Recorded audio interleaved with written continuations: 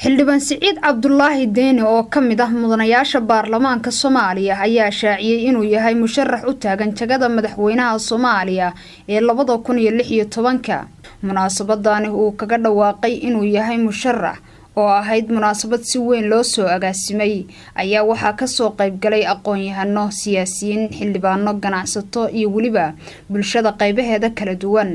ayagoona halkaasi ka soo jeediyay hadallo ay ku soo dhaweynayaan musharaxa مدن مرشح مدحوينها المستقبل كان سلام قال مؤتمر كوري إذا قدون وحان كاربنا إن النوبل القادة إن هذا نكتر سنين كوح أما كوح دينين إن لا يعهرم حقوقنا قبلها الصوماليين أركو صاحب كان سعيد وأفر تسنة نحن ضمان أها haddana soo doontay filimku soo u socdana daawanayana waxaan leenahay soo dhawow hambaliyaan ku leenahay Soomaaliya waxa uu xal waa la yaqaan waa in dadku ay codkooda dhiibaan oo doorasho la aado waana ku celcelinay Soomaaliya markii xornimo la helay 1961 waxa loo maleynayay wadanka kaliya Afrika oo fiicnaan doon waxa waaye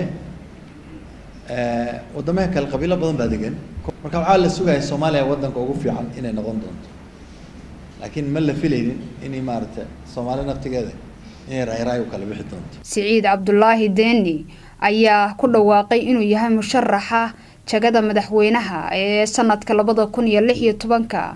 isagoona ka hadlay waxyaabaha ku dhaliyay inuu xilka madaxtinimada Soomaaliya isku soo taago waxaana hadaladiisii kamid ahaa maxaa marxaladan cusub igu dhaliyay inaan hoggaanka u istaago sida dad badan ka shanqariyeen haddaynan helin dal loo tartamo dal dimuqraadiya dal loo siman yahay waxa adkaanaysa inaan dal noqono waxaan aad ugu kalsoonahay haddii siyaasad fiican oo jeexan ummadan loo hormaro in ay waxyaabaha kale oo dhan ay qabsan karaan waxaan inii ballan qaadayaa haddii Ilaahay u guuleeyo kursigaas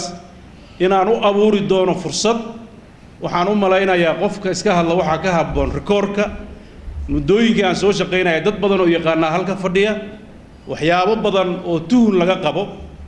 oo lagu bartay madaxda Soomaaliyeed horena lagu baran dibna cimri tagaceeb ugu sagootin maayo Kawsar Cabdinuur Aadan Home Cable TV magaalada Nairobi